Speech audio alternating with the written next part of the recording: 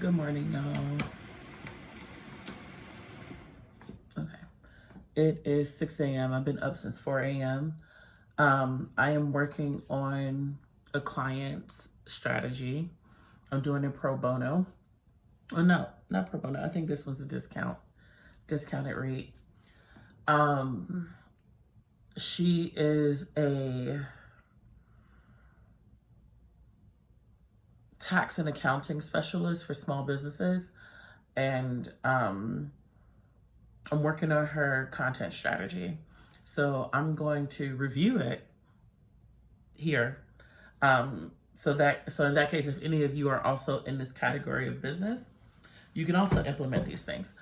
So, and it can help me think through of what I'm forgetting, because I have, if you know me, you know that I have a really crappy memory, and it gets worse as I get older, but it's fine. So for her strategy, we're going to focus on content and outreach. Like that is our main focus, and we're trying to showcase our expertise. So far, she's posting on Facebook and then sharing what she posts on her Facebook page, on her private page. So we're kind of trying to, one, shape the type of content that she's creating, because a lot of it is super general and is like non-money related, and it's already the fourth quarter of the year, and as soon as the new year hits, people think about taxes. And what she needs to understand, which I need to put up in here, type of, where I'm getting at is she needs to think about the type of clients she will target. So, sorry, I keep looking up because the stuff in my stuff in the washing machines are done, but I'm waiting for all 5 of them to be done so I can go down and change it out. So let's see. So I'm trying to figure out the right way to word it. So she will need to know the right type of clients to target, and I'm just going off of what I personally know. Okay, I'm a business owner, but I fall in a really specific persona. I am not financially, I am not financially responsible. So we're gonna create,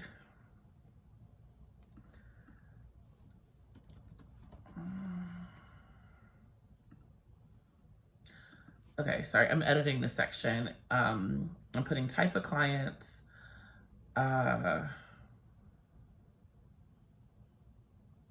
see, this is how forgetful I am.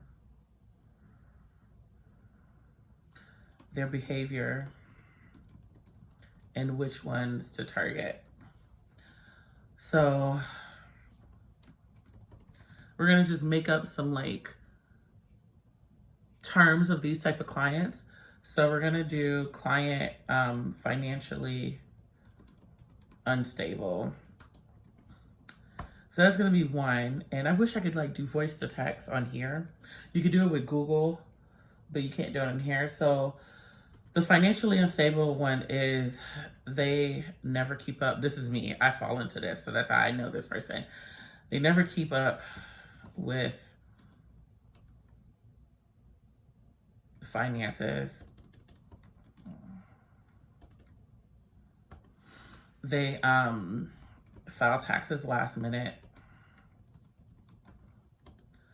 making a ton of mistakes when it comes to taxes. For example, forgetting, was it W-2s, W-9s versus W-2s. And then they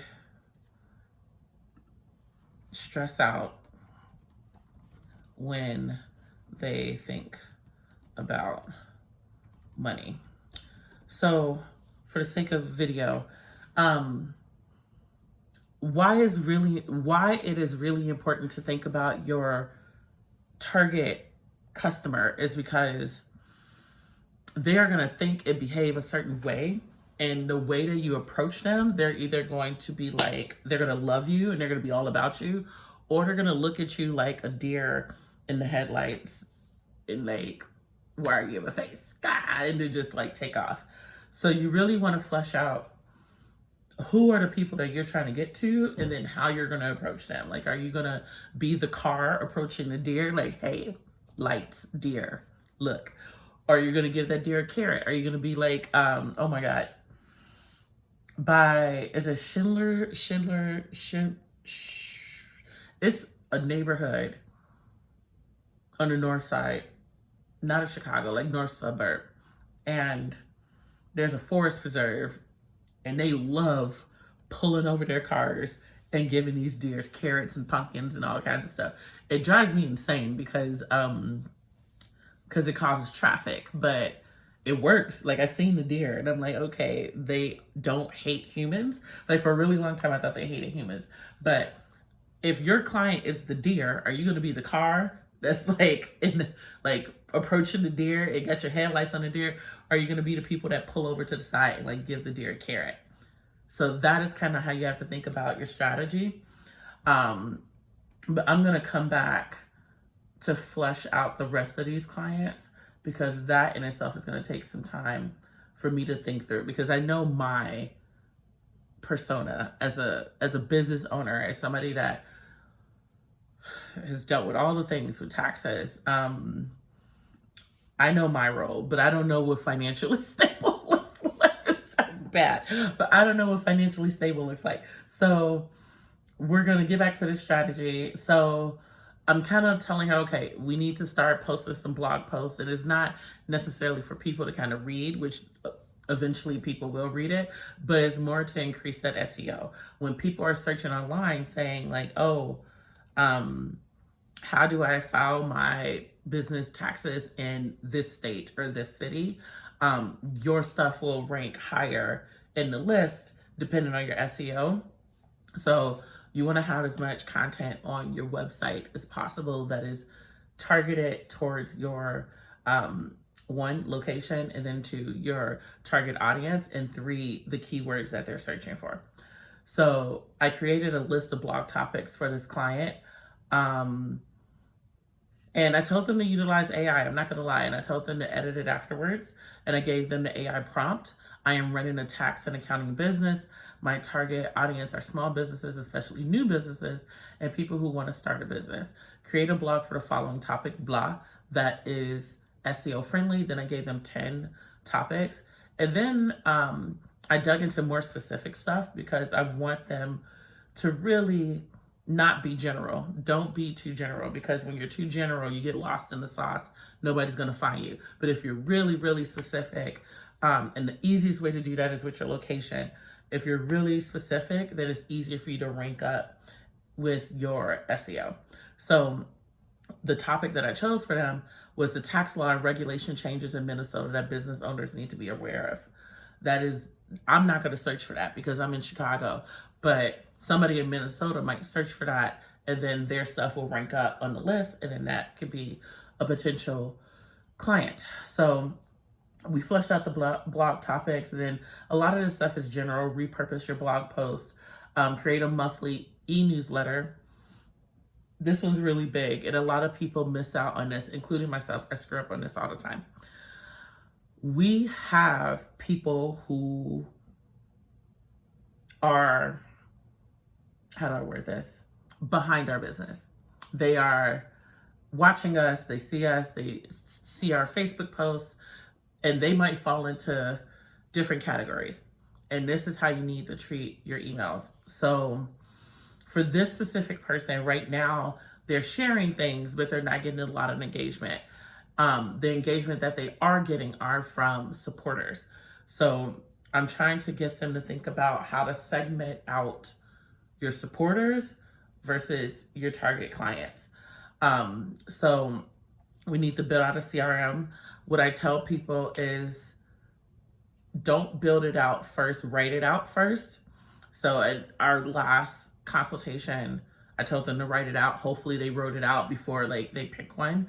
And the reason why I tell people to write it out is because you start to quickly pay attention to what's important and what's not important.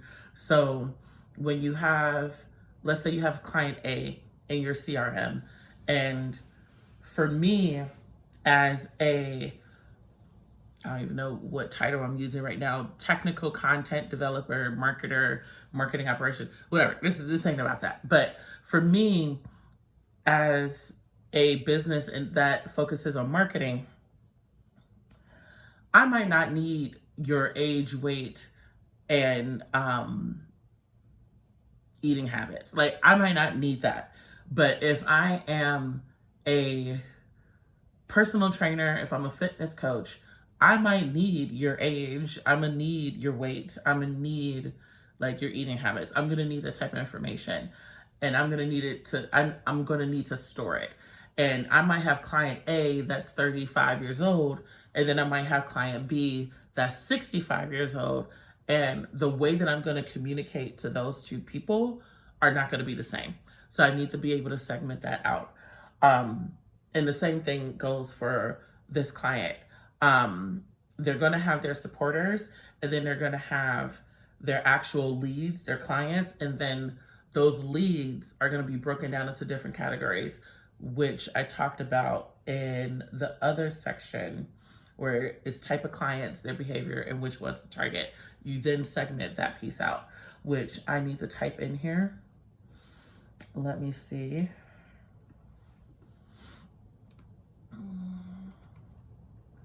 One second.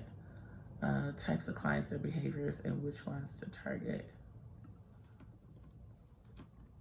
Oh no.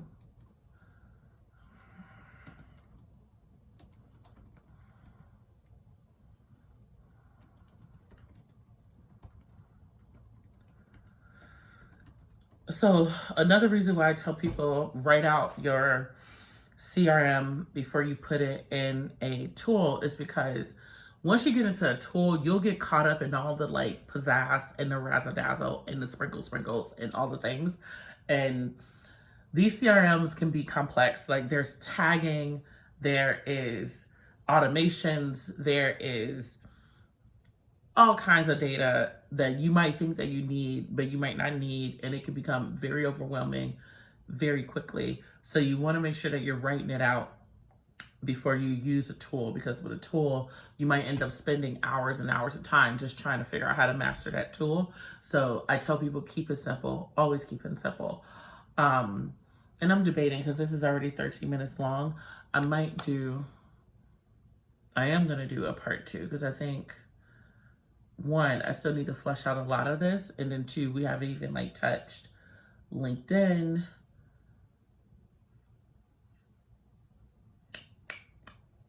Yeah, part 2. All right. Hopefully I don't forget. I'll probably forget because I got to go downstairs and do laundry. All right. Peace.